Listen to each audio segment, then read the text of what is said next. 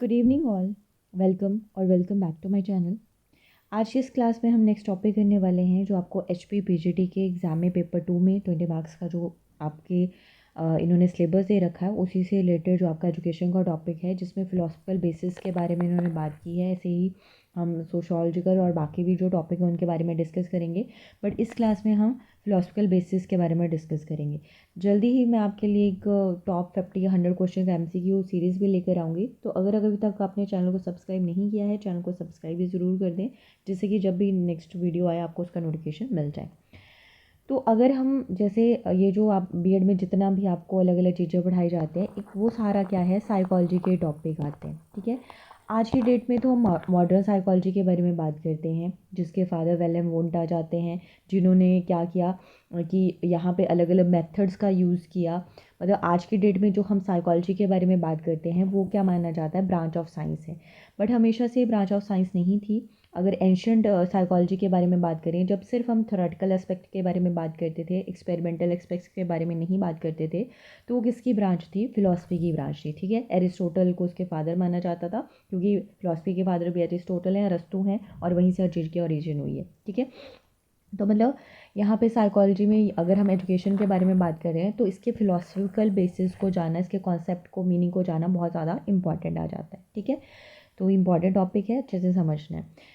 Philosophy जो word है वो दो वर्ड के कॉम्बिनेशन, जो किस लैंग्वेज के हैं, ग्रीक के हैं, क्योंकि एरिस्टोटल कौन थे, ग्रीक फिलोसफर थे। ठीक है, तो जिनका दो वर्ड कौन से हैं, फिलोज और सोफ़ी। फिलोज का मतलब है लव और सोफ़ी का मतलब है विस्डम। तो आपने एक तो याद रखना है कि फ़िलासफ़ी जो है वो कौन सी लैंग्वेज से आया है, उसका मीनिंग क्या है, लिटरल मीनिंग क्या है। ठीक है, मतलब इटीमोलॉजिकली हम बात करें, जैसे जो भी वर्ड का ओरिजिन है उसके बारे में बात करें, तो उसका मीनिंग क्या आ जाएगा, philosophy means the love of wisdom. ठीक है, तो ये पूछ सकता है एग्जाम में, ये सारी चीज़ें आपने याद रखनी है। ग्रीक वर्ड कौन से हैं, फिलोज और सोफ़ी, उनका मीनिंग क्या है, और टोटल जो फिलासफी है उसका लिटरल मीनिंग, शाब्दिक अर्थ क्या आ गया। ठीक है, तो मतलब to love something is to desire it.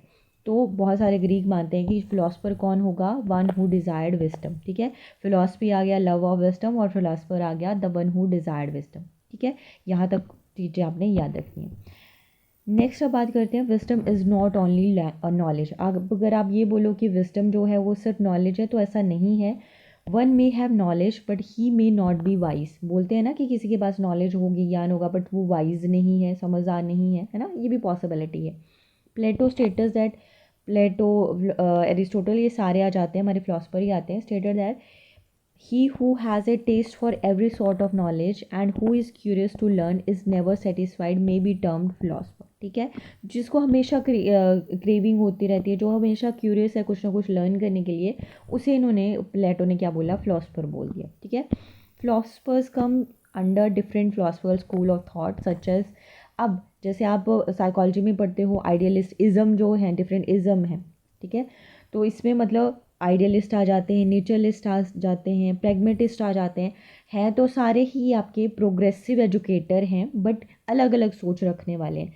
सारे ही ये बात करते हैं कि हमने बच्चे के इनेट नेचर को ध्यान में रखना चाहिए, उसी के अकॉर्डिंग पढ़ाना चाहिए, बट उसमें भी फिर अलग अलग थिंकिंग अलग अलग आ जाती है। ठीक है, तो ये सारे क्या हैं, आपके प्रोग्रेसिव एजुकेटर ही हैं, जिसे इज़म कह देते हैं। ठीक है, according to their approach to answer the philosophical inquire, philosophies vary from culture to culture, place to place and time to time. Philosophy जो है ऑब्वियसली आपको पता है सबकी अलग अलग फिलोसफी है, ये कल्चर टू कल्चर वेरी करेगी, प्लेस टू प्लेस वेरी करेगी।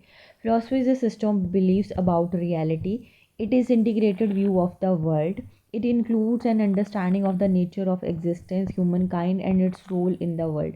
मतलब फिलोसफी में हम हर एक चीज़ के बारे में बात करते हैं, हम क्यों एग्जिस्ट कर रहे हैं, हम कैसे प्रोग्रेस करते हैं, हमारा वर्ल्ड में, दुनिया में रोल क्या है, ये सारी चीज़ों के बारे में बात करते हैं। ठीक है, तो मतलब हम ये बोल सकते हैं कि फ़िलासफ़ी क्या है, फाउंडेशन है नॉलेज की।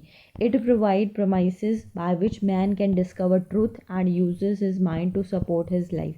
मतलब फ़िलासफ़ी क्या है, जिसके आधार पर हम क्या कर सकते हैं, सच जानने की कोशिश करते हैं। ठीक है, और हम क्या करते हैं, अपने माइंड का यूज़ करते हैं अपनी लाइफ को जीने के लिए। ठीक है, तो जो फिलॉसफी है उसे हम कैसे डिफ़ाइन कर सकते हैं, एरिस्टोटल, अरस्तू ने इसे कैसे डिफ़ाइन किया है, philosophy is the science which investigates the nature of being as it is in itself। ठीक है, डायरेक्ट डेफिनेशंस आप याद रख सकते हो। सैमुअल टेनल ने क्या कहा है, साइंस ऑफ साइंसेस कहा है। बलदेव उपाध्याय ने क्या कहा है, इसे साधना कहा है। डॉक्टर राधाकृष्णन ने इसे क्या कहा है, logical inquiry into the nature of reality. तो ये कुछ डेफिनेशंस हैं। हो सकता है आपसे डेफिनेशन से भी क्वेश्चन पूछे, हो सकता है कुछ जो हमारे साइकोलॉजिस्ट हैं, राइटर्स हैं, उनकी बुक्स से क्वेश्चन पूछ ले। ठीक है, पेडागोजिकल फॉर्म के क्वेश्चन भी पूछ सकता है, डायरेक्ट क्वेश्चन भी पूछ सकता है। हम सबकी प्रैक्टिस करेंगे, ठीक है, धीरे धीरे। ओके, नेक्स्ट बात आती है, हमने तो क्योंकि फ़िलॉसफी जो है आपका सब्जेक्ट नहीं है, फ़िलॉसफी के बारे में आपको ऐसा नहीं कि सारी चीज़ें, फ़िलॉसफी तो पूरा का पूरा एक सब्जेक्ट आ जाता है, ब्रांच है एक, तो ऐसा नहीं पूरे की पूरी आपने चीज़ें पढ़नी है, नहीं। यहाँ पे हमने बात मेनली करनी है relationship between philosophy and education. ये जो एजुकेशन है और फ़िलॉसफी है, इसके बीच में रिलेशनशिप क्या है, क्योंकि हमारा तो मेन टॉपिक जो है वो एजुकेशन आ जाता है। ठीक है, तो philosophy and education are closely inter related and interdependent. आप ऐसा नहीं बोल सकते कि फ़िलॉसफी की वजह से एजुकेशन है या एजुकेशन की वजह से फ़िलॉसफी है, नहीं, दोनों एक दूसरे से इंटरलेट करती हैं, दोनों ही एक दूसरे पर निर्भर करती हैं। ठीक है, philosophy points out the ways and education follow it. Philosophy हमें तरीके बताती है और एजुकेशन उसे फॉलो करती है। Without philosophy education would be a blind effort and without education philosophy would be crippled. ठीक है, मतलब एक दूसरे के बिना दोनों नहीं हो सकती, दोनों एक ही सिक्के के दो पहलू हैं। ठीक है, रॉस ने जैसे कहा, philosophy and education are two sides of same coin. ठीक है, जो भी मैंने बात बोली, the former is the thoughtful side while the latter is the active side. मतलब फिलॉसफी जो है एक तरह से हमारे सोचने का तरीका है, और जो एजुकेशन है वो हम जो भी करते हैं, है ना, वो एजुकेशन हम बोल देंगे। ठीक है, तो फिलॉसफी ने सोचा और एजुकेशन ने उस चीज़ को किया। ठीक है, clear. Education is the process and philosophy is the product. तो एजुकेशन क्या है, प्रोसेस है, प्रक्रिया है, और फिलॉसफी क्या है, उसका प्रोडक्ट है। All educational problems are questions of philosophy. सारी जो एजुकेशनल प्रॉब्लम्स हैं वो किसका क्वेश्चन है, फिलॉसफी का ही क्वेश्चन है। ठीक है, क्योंकि सोचना वगैरह सब कुछ फिलॉसफी में अभी बोला हमने। इन other word we can say that the application of philosophical principle in the field of education to solve various educational issues regarded as educational psychology। तो ये जो भी मतलब फिलॉसफी में हम अलग अलग चीज़ें सोचते हैं, अलग अलग प्रिंसिपल्स हैं, और एजुकेशन की में हम उसे सॉल्व करते हैं। ठीक है, तो हम उसे क्या बोलेंगे, इसे हम कह देते हैं एजुकेशनल साइकोलॉजी। ठीक है, in fact education philosophy psychology, sorry education philosophy, sorry मैंने गलती से साइकोलॉजी बोल दिया। Education philosophy is that philosophy which provide answer to the educational issues of why to educate. Education philosophy अगर पूछे तो ये क्या है, मतलब यहाँ पे हम बात करेंगे कि वाई टू एजुकेट, क्यों, एम क्या है एजुकेशन का, हुम टू एजुकेट, बच्चे को पढ़ाना है मतलब किसे पढ़ाना है, हु टू एजुकेट, ठीक है, कौन पढ़ाएगा, वेयर टू एजुकेट, कहाँ पे पढ़ाएगा, व्हाट टू एजुकेट, करिकुलम आ गया, हाउ टू एजुकेट, मेथड वगैरह आ गए, एंड व्हेन टू एजुकेट। ठीक है, ये सब कुछ आ जाता है एजुकेशनल फिलॉसफी। ठीक है, अब बात करते हैं कि डिफरेंस क्या है। ठीक है, philosophy determines the real destination towards which education has to go. Philosophy determine करती है, क्योंकि हमने बोला कि प्रोडक्ट है ना, तो वो डिटरमाइन करेगी कहाँ जाएगी भाई ये हमारी। Philosophy has always inspired educational theory as well as practice. It determines the real destination toward which education has to go, मतलब एम बताती है। जैसे डेवी ने बोला, डेवी क्या है, एक प्रेगमेटिस्ट हैं, इज़म के अंदर ही आते हैं। Education is laboratory in which philosophic distinctions become concrete and are tested। ठीक है, तो एजुकेशन को इन्होंने एक लेबोरेटरी का नाम दे दिया, जहाँ पे हमने जो भी अलग अलग चीज़ें सोची वो सच हुई, मतलब एजुकेशन में जाकर। तो फिलॉसफी क्या है, विस्टम है। Education transmits that wisdom from one generation to other. अगर फिलॉसफी को हम विस्टम का नाम देते हैं, तो एजुकेशन एक ऐसी प्रक्रिया है जो ट्रांसमिट करती है इस विस्टम को एक जनरेशन से दूसरी जनरेशन में। ठीक है, आप कुछ कुछ पॉइंट करके बना के लिख सकते हो, शॉर्ट में नोट बना के, क्योंकि लास्ट में आपके ये काम आएंगे। ठीक है, पूरा पढ़ने की जरूरत है, शॉर्ट शॉर्ट में नोट्स बना लेना। Philosophy represent a system of thought, education embraces that. Philosophy किसको रिप्रेजेंट करती है? सिस्टम ऑफ थॉट को, ठीक है। और जो एजुकेशन है क्या करती है? उस थॉट को एम्ब्रेस करती है, ठीक है। Philosophy embodies A way of life, education is the preparation for life. Important point है, याद रखना है। एजुकेशन क्या है? प्रेपरेशन फॉर लाइफ है। और फिलॉसफी क्या है? Embodies A way of life, ठीक है। पूछ सकता है, इंपॉर्टेंट है, ये याद रखना है। Philosophy is the knowledge obtained by natural reason. Education is the development of that reason and other powers of mind. Philosophy determines the various aspects of education. All the problems of education are problems of philosophy. जितनी भी problem है education की, वो सारी किसकी problem है? Philosophy की problem है। दैट इज़ वाई जेंटाइल से education without philosophy would mean a failure to understand to precise nature of education, ठीक है। मतलब फिलॉसफी के बिना एजुकेशन को हम प्रॉपर ना उसका एम दे सकते हैं, ना मेथड मिलेंगे, कुछ भी नहीं मिलेगा, है ना। It is because philosophy determines both aim of life and aim of education. तो फिलॉसफी हमारी लाइफ का भी एम बताती है और एजुकेशन का भी एम बताती है। Every aspect of education has a philosophical base. जितने भी एस्पेक्ट हैं एजुकेशन के, उनके फिलोसफिकल बेस हैं। There is no aspect of education, चाहे वो एम हो, करिकुलम हो, मेथड हो, टेक्स्ट बुक हो, डिसिप्लिन हो, टीचर एक्सेट्रा, जो इन्फ्लुएंस या डिटरमाइन नहीं हुए होंगे फिलॉसफी से। सारे के सारे किस पे बेस्ड हैं? फिलॉसफी पे बेस्ड हैं, ठीक है। Height and breadth of education is proved by philosophy. मतलब फिलॉसफी ने इसे ऊंचाइयाँ दी हैं, किसको? एजुकेशन को। It is philosophy which provides aim to education and these aim determine the curriculum. क्योंकि फिलॉसफी ने हमें एम बताया है, तो अगर एम हमें पता होगा क्यों पढ़ रहे हैं, क्यों पढ़ाया जा रहा है, तो वैसा ही करिकुलम बनाएंगे, वैसे मेथड चूज़ करेंगे, वही रोल होगा टीचर का, वही स्कूल का रोल होगा, टेक्स्ट बुक भी वैसे ही बनाएंगे, सब कुछ उसी के अकॉर्डिंग चलेगा, ठीक है। It helps to conduct curriculum according to the need of individual and society. और ये साथ में हेल्प भी करती है कि करिकुलम कैसा बनाना है, और करिकुलम हमारी नीड्स के अकॉर्डिंग होना चाहिए, बच्चे की जो ज़रूरतें हैं उसके अकॉर्डिंग होना चाहिए, ठीक है। तो रॉस ने क्या बोला? From every angle of the education problems comes the demand for philosophical basis of life and education, ठीक है। तो मतलब दोनों एक दूसरे पर डिपेंड कर रही हैं। Great philosopher have been great educationist in the east as well as in the west. अब जितने भी हमारे फिलोसफर्स हुए हैं वो बहुत अच्छे एजुकेशनिस्ट भी हुए हैं, ठीक है। ये याद रखना है। तो दोनों एक दूसरे से लिंक करिए, हमेशा से, आज से नहीं, हमेशा से ही फिलॉसफी और एजुकेशन एक दूसरे के ऊपर निर्भर करती आ रही हैं, ठीक है। जैसे बहुत सारे हमारे यहाँ पे फिलोसफर्स भी हुए हैं, एजुकेशनिस्ट भी आ जाते हैं, ओके।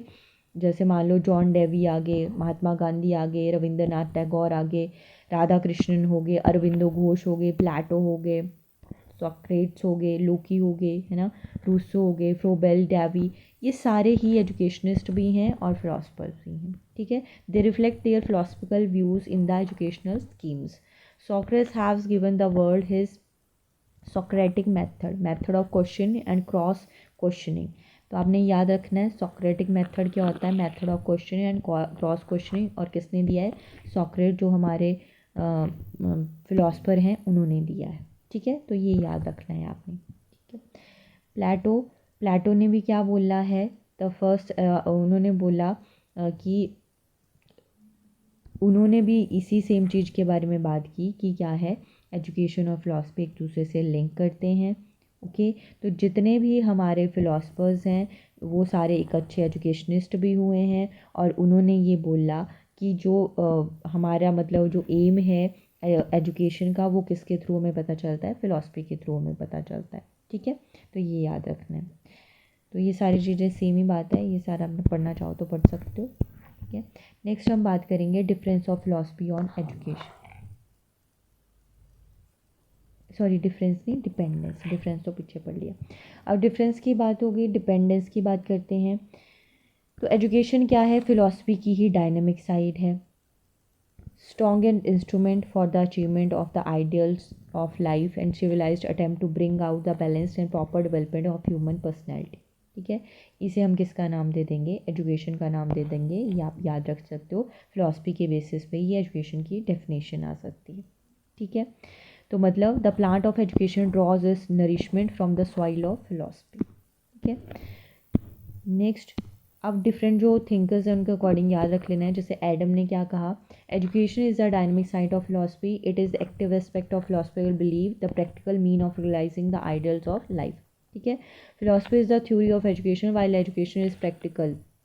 ठीक है, फिलॉसफी क्या है, थ्योरेटिकल एस्पेक्ट है और एजुकेशन उसका प्रैक्टिकल एस्पेक्ट है। ठीक है, ये याद रख लेना, ये इंपॉर्टेंट चीज़ है, सभी ने बार बार यही चीज़ बोली हुई है। ठीक है, education can not be even imagine without philosophical principles, मतलब फिलॉसफी नहीं होती तो एजुकेशन को भी हम इमेजिन नहीं कर सकते। ठीक है, जैसे कि अगर हम बात करें, ये जो इंट्रोडक्शन है 10+2+3 सिस्टम का, ठीक है, ये एक तरह से क्या है, फिलोसफिकल व्यू का ही कॉन्सिक्वेंस है। मतलब हम पहले ना क्या करते हैं, फिलॉसफी बनाते हैं। जैसे फिलॉसफी क्या हो गई, कोई भी थ्योरेटिकल एस्पेक्ट हो गया, कोई बात हो गई जो नॉर्मली हम जैसे बातें बोलते हैं, और उसी को तो बोलते हैं कि यार क्या तो फिलॉसफी झाड़ रहा है, क्या तो बताया जा रहा है, तो वही तो है फिलॉसफी। तो मतलब जो भी हमने बोला उसी का तो कॉन्सिक्वेंस है कि हमने अलग अलग चीज़ें बनाई कि हाँ हमें भाई 10+2+3 सिस्टम बनाना चाहिए, कि फर्स्ट 10 ईयर जनरल एजुकेशन के, फिर 11th 12th, फिर graduation.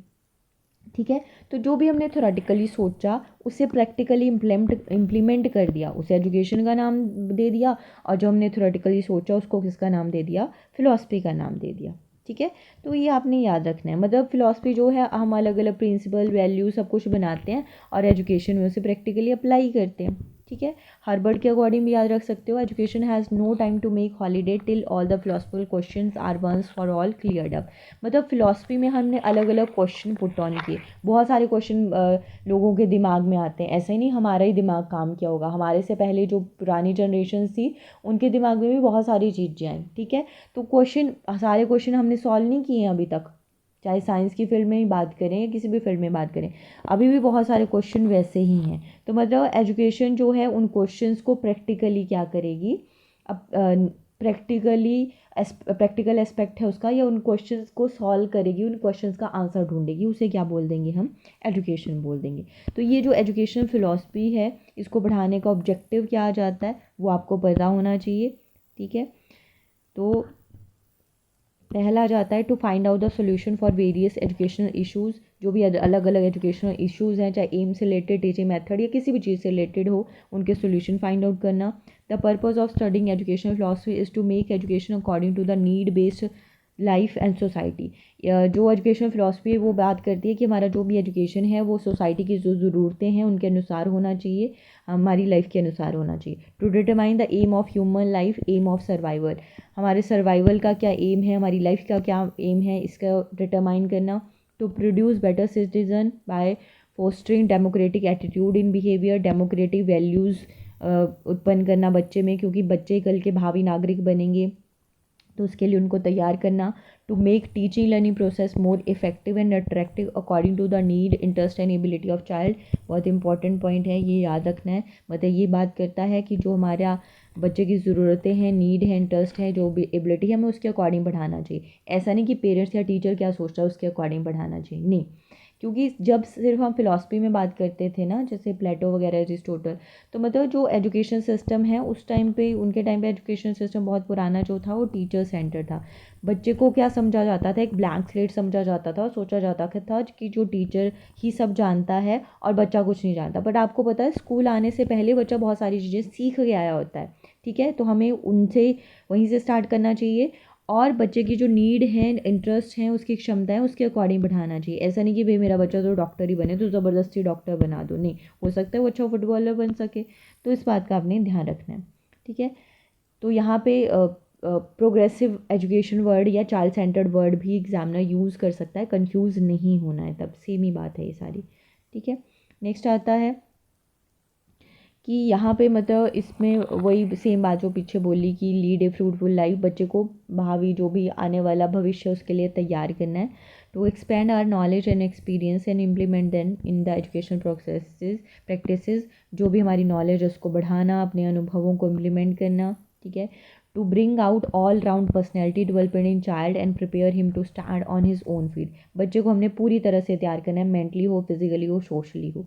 To make education flexible, पीछे जो बात बोली कि उसके इंटरेस्ट एबिलिटी नीड के अकॉर्डिंग, मतलब फ्लेक्सिबल होनी चाहिए, क्योंकि कोई भी बच्चा इस दुनिया में, कोई भी दो बच्चे सेम नहीं हैं, सारे हम लोग एक दूसरे से अलग हैं, तो सभी के लिए सेम करिकुलम नहीं होना चाहिए, सेम मेथड नहीं होना चाहिए, ठीक है। To develop education as powerful instrument to bring about social, cultural, political and economical change in society.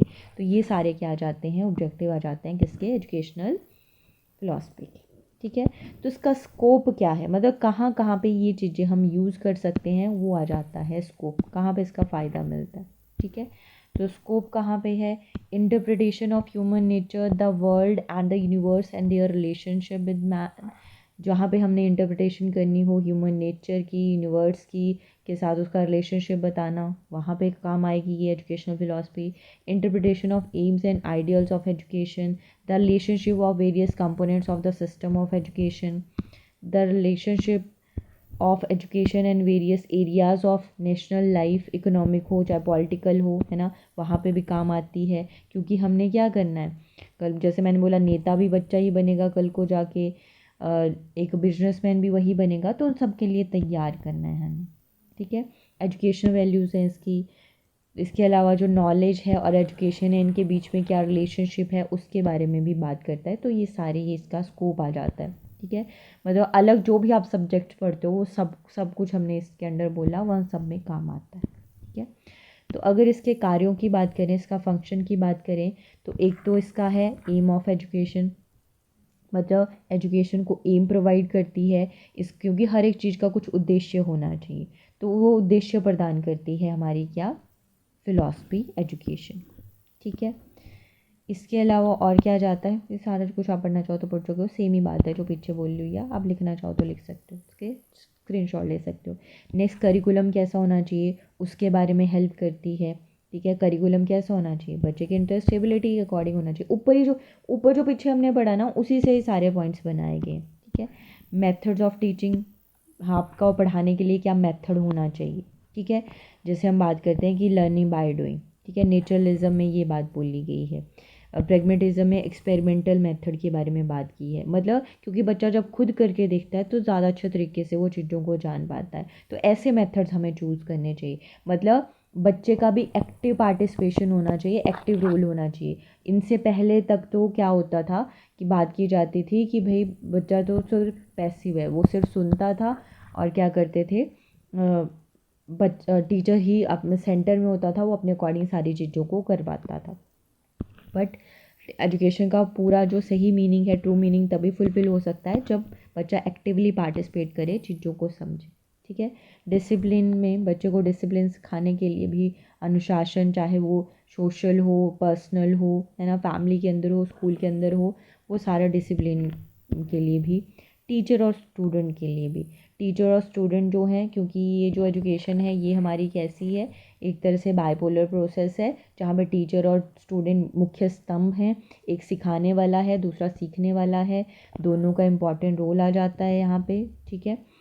तो यहाँ पे टीचर का क्या रोल है वो भी बताती है फिलॉसफी, और साथ में स्टूडेंट का क्या रोल है वो भी बताती है। जैसे टीचर का रोल क्या है, फैसिलिटेट करना है बच्चे को, जहाँ पे बच्चे को प्रॉब्लम आती है वहाँ पे बच्चे की हेल्प करनी है। जबकि जो स्टूडेंट है उसका रोल क्या आ जाता है, उसका रोल आ जाता है कि उसने एक्टिवली पार्टिसिपेट करना है, उसने क्वेश्चनिंग पूछनी है, ठीक है। तो यहाँ पे दोनों के बारे में बात की जाती है, दोनों के बीच में रिलेशन क्या है, दोनों के बीच में संबंध क्या है, क्या दोनों के रोल हैं, ये दोनों ही आ जाते हैं, ठीक है। नेक्स्ट आता है एडमिनिस्ट्रेशन। एडमिनिस्ट्रेशन में भी हेल्प आती है, क्योंकि स्कूल कैसा होना चाहिए, उसमें फ्रीडम होनी चाहिए, डेमोक्रेसी होनी चाहिए, बच्चों की ज़रूरतों का ध्यान रखे, वो सारी चीज़ें आ जाती हैं, ठीक है। तो सारे स्कूलों का अलग अलग क्राइटेरिया होता है, जैसे कोई डेमोक्रेटिक होते हैं, कोई अथॉरिटी को इम्पोर्टेंस देते हैं, कोई टीचर सेंटर्ड होते हैं, कोई सब्जेक्ट सेंटर्ड के बारे में बात करते हैं, सारे अलग अलग चीज़ों के बारे में बात करते हैं ना। तो ऐसे ये सारा कुछ क्या आ जाता है, जो पीछे आपने चीज़ें पढ़ी वही सारा आ जाता है, इसका कार्य, इसके फंक्शन आ जाते हैं, ठीक है। तो इसके कुछ कुछ पॉइंट्स हैं, कोई ज़्यादा नहीं, 15-16 पॉइंट्स निकल के आएंगे, वो पॉइंट्स आप बना लेना शॉर्ट में, ताकि लास्ट में आप उससे रिवाइज़ कर सको, जैसे पर्टिकुलरली किसने क्या बात बोली है, ये चीज़ें, और कुछ 5-6 पॉइंट्स निकल के आएंगे सारे टॉपिक से, वो आपने बना लेने हैं, ठीक है। बाकी फिर मैं आपके लिए जैसे मैंने बोला कि एमसीक्यू की सीरीज़ भी लेकर आऊँगी, जिससे आपको अच्छे से और ज़्यादा मज़ा आएगा करने में, क्योंकि क्वेश्चन आप जितना करते हो ना उतना ही ज़्यादा अच्छे से आपका ब्रेन काम करता है और फिर आप पेपर में उस तरीके से क्वेश्चंस को हैंडल कर पाते हो। ठीक है, तो आज की क्लास में बस इतना ही। चैनल को सब्सक्राइब कर देना अगर अभी तक चैनल को सब्सक्राइब नहीं किया है, और प्लीज़ वीडियो देखते हो तो वीडियो को लाइक भी ज़रूर कर दीजिए, क्योंकि इससे थोड़ा मुझे मोटिवेशन मिलता रहता है। आज के लिए बस इतना ही। Thank you for watching.